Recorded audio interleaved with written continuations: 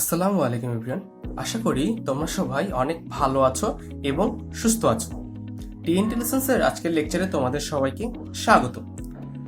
আজকে আমরা কথা বলবো সলিড মেকানিক্সের একটি গুরুত্বপূর্ণ টপিক এএফডি, এসএফডি এবং বিএমডি সম্পর্কে।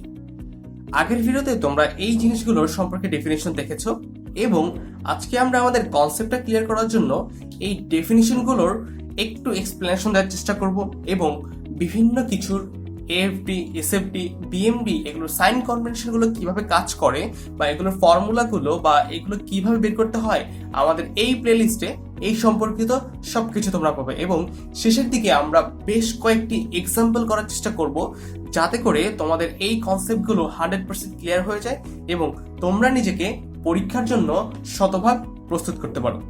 চলো আর কথা না বাড়িয়ে আমরা শুরু করি। সো দেখতে পাচ্ছ, যদিও তোমরা এই জিনিসটা ডেফিনেশন আগেই দেখে এসেছো, তারপরেও তোমাদের কনসেপ্টটা ক্লিয়ার করার জন্য আমরা আবার এটা দেখানোর চেষ্টা করছি। সবার ফার্স্টই আমরা দেখব axial force diagram. Axial force diagram তো বুঝলাম, আসলে ডায়াগ্রাম তো বুঝলাম, ডায়াগ্রাম মানে ছবি, বাট এক্সিয়াল ফোর্স জিনিসটা কি সেটা তো আগে আমাকে বুঝতে হবে, তাই না? আদারওয়াইজ তো আমি কখনোই এক্সিয়াল ফোর্স ডায়াগ্রামটা ড্র করতে পারবো না, রাইট? তাহলে দেখো, যদি ডেফিনেশনটা আমরা দেখার চেষ্টা করি, ডেফিনেশনটা এরকম হয়: if a load on the structure is applied through the center of gravity of its cross section, it is called axial force.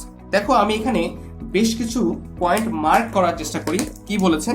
যদি একটা লোড আমি কি করি, লোড অ্যাপ্লাই করি স্ট্রাকচারের উপর এবং সেটা যদি অ্যাপ্লাই করি কোথায়, সেন্টারে, আই মিন সিজিতে, সেন্টার অফ গ্র্যাভিটি বা সেন্টার যাই বলি না কেন আমরা, কোন পয়েন্টের সেন্টারে, সেটা হচ্ছে তার ক্রস সেকশন। মানে হলো একটা বিমকে যদি আমরা থেকে কোনো একটা পার্টকে যদি সেকশন করে ফেলি বা তার ক্রস সেকশনটা নিয়ে নিই, তখন আমরা যে জিনিসটা দেখতে পাবো বা সেই সেন্টারে যে ফোর্সটা কাজ করে সেটাই হচ্ছে আমার এক্সিয়াল ফোর্স। সো তোমরা এখানে একটি বিম দেখতে পাচ্ছ, একটা সিম্পলি সাপোর্টেড বিম, একটা রোলার সাপোর্ট এবং একটা হিঞ্জ সাপোর্ট আছে। সো এই হলো তাদের একটা সেকশন। আমি কেটে নিলাম এই এ সেকশনটা এবং ধরো কোনো কারণে এইখান থেকে অথবা এই দিক থেকে অনেকগুলো ফোর্স অ্যাপ্লাই করা হচ্ছে এবং এই ফোর্সগুলোর জন্য তোমার এই বিমটার প্রত্যেকটা পয়েন্টে কিরকম টাইপের লোড অ্যাপ্লাইড হচ্ছে, আই মিন তার প্রত্যেকটা ক্রস সেকশনের জন্য কিরকম টাইপের লোড অ্যাপ্লাই হচ্ছে, সেটাই দেখতে সাহায্য করে আমাদের এক্সিয়াল ফোর্স ডায়াগ্রাম। ধরো আমি এই যে ক্রস সেকশনটা আমি কেটে নিয়ে আমি এরকম একটা ক্রস সেকশন পেলাম। সো এই বরাবর যে ফোর্সটা কাজ করবে, ঠিক আছে, এই যে এই বরাবর, জাস্ট এই যে ক্রস সেকশনের এই বরাবর, সেন্টার বরাবর যে ফোর্সটা কাজ করছে তোমার জন্য, সেটা কি আমরা বলছি এক্সিয়াল ফোর্স, রাইট? এখন দেখো, এক্সিয়াল ফোর্স হওয়ার জন্য তাকে কিছু কিছু জিনিস মেনটেন করতে হবে। কি কি জিনিস মেনটেন করতে হবে?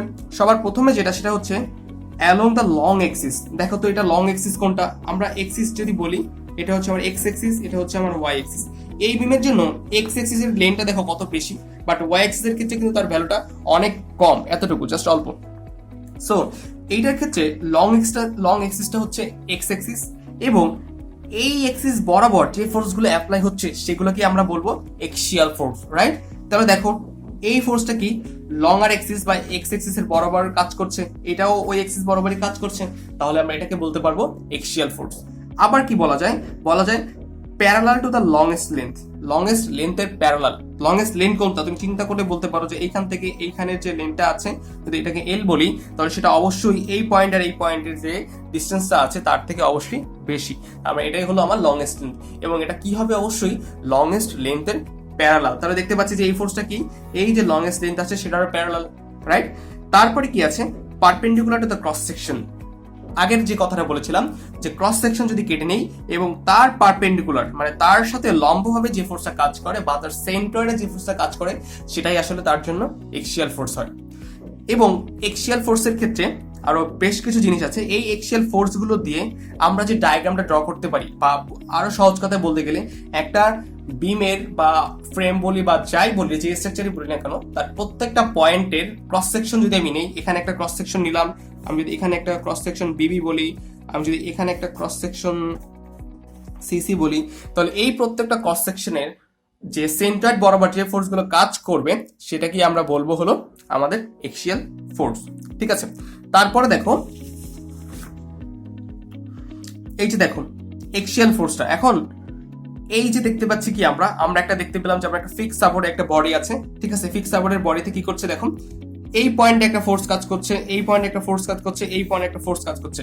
এখন যদি আমাকে বলে এক্সিয়াল ফোর্স ডায়াগ্রামটা ড্র করতে, তখন এই যে এতগুলো ফোর্সের জন্য আমার এই বডিতে অর্থাৎ এই সেন্ট্রয়েডে, এইটার সেন্ট্রয়েডে অর্থাৎ আমি যতগুলো বডি আছে বা পুরা বিমের প্রত্যেকটা পয়েন্টে পয়েন্টে কত লোড আছে তার ক্রস সেকশন বরাবর, আই মিন ক্রস সেকশনের পারপেন্ডিকুলার, সেটা কি আমরা বলছি হলো এক্সিয়াল ফোর্স।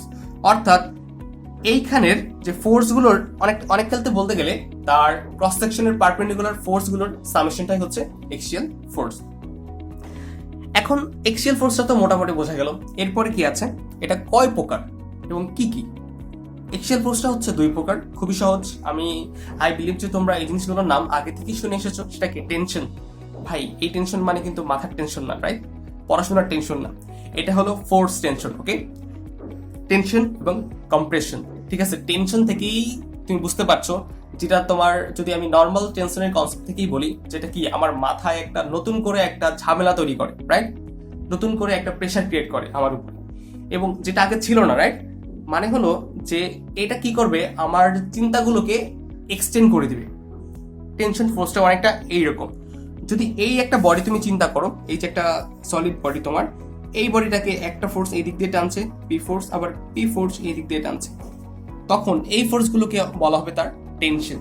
টেনশনটা হচ্ছে অ্যাওয়ে ফ্রম দ্য বডি, মানে হলো যে ফোর্সগুলো বডি থেকে দূরে চলে যেতে চায় বা বডিটাকে এনলংগেট করতে চায় বা বডিটাকে একটু বডিটার যে লেন্থটাকে বাড়াতে চায়, সেটাকেই আমরা বলি হলো টেনশন ফোর্স, রাইট। এই যে এইভাবে কাজ করে তারা। এবং এর সাথে সাথে আমরা আরো একটা জিনিস দেখে ফেলি, সেটা হচ্ছে তার সাইন কনভেনশন। আমরা সবসময় যখন এএফডি করব তখন টেনশনটাকে পজিটিভ বলবো। যে ফোর্সগুলো টেনশনে আছে সেগুলোকে আমরা বলবো পজিটিভ, যে ফোর্সগুলো কম্প্রেশনে আছে সেগুলোকে আমরা বলবো নেগেটিভ। কম্প্রেশন জিনিসটা কি? কম্প্রেশন মানে হচ্ছে কম্প্রেস করে ফেলা। আমরা জিপ ফাইল তৈরি করি না, জিনিসটা একটা এইরকম, একটা বড় ফাইলকে কম্প্রেস করে ছোট একটা ফাইলে তৈরি করে ফেলছি, অনেকটা এইরকমই।